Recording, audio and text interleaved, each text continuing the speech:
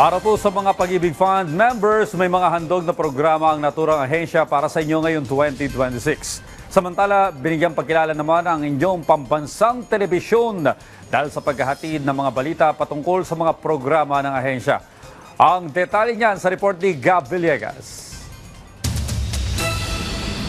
Inanunsyo ng Pag-ibig Fund ang mga programa nito para sa kanilang mga miyembro ngayong 2026. Ayon kay Pag-ibig Vice President for Public and Members Relations Group, Jack Jacinto, lalong mapapakinabangan ng kanilang mga miyembro ang abot kaya at murang pabahay. Kabilang dito ang 3% subsidized interest rate para sa mga miyembro na nasa low at moderate income groups para makabili ng socialized housing unit sa mababang monthly payment sa ilalim ng expanded pambansang pabahay para sa Pilipino program.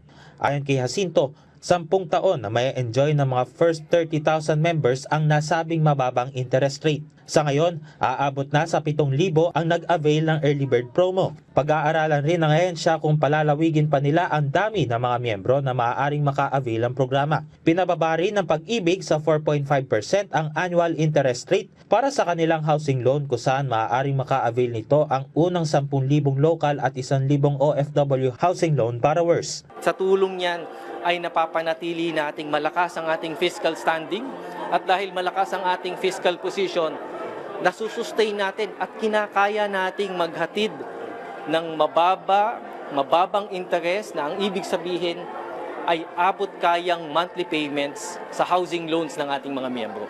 Pinalawak rin ang mga available na housing units sa ilalim ng Expanded 4PH program kung saan isinama rin ang mga vertical units. Marami na ring mga miyembro ang nagpakita ng interes na kumuha ng unit sa ilalim ng Expanded 4PH program.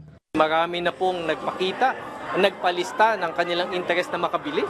Marami na rin po ang nag-qualify at yung iba nga po ay nasa waitlist na yung status ng mga projects na ito. Ibig sabihin po niyan, may demand, may pangangailangan para sa socialized housing units at nariyan po ang Pag-ibig Fund na handang maghatid ng mababang pautang para sa pabahay para mabili at magkaroon sila ng sarili nilang bahay. Samantala, kinilala ang inyong pambansang TV bilang bida sa pagbabalita para sa telebisyon ng Pag-ibig Fund dahil sa paghahatid ng balita patungkol sa mga programa ng ahensya. Personal na tinanggap ni PTNI General Manager Maria Lourdes Choa Fagar ang nasabing pagkilala. Ayon kay GM Halu, mahalaga ang pagtutulungan ng PTV at Pag-ibig Fund na lalo pang maiparating ang mga programa at serbisyo ng ahensya sa mga miyembro. Bilang government agency tayo, government agency rin sila. It is nice to know that we can help each other, promote each other, help each other in disseminating the right news at hindi fake news. Gab Villegas para sa Pambansang TV sa Bagong Pilipinas.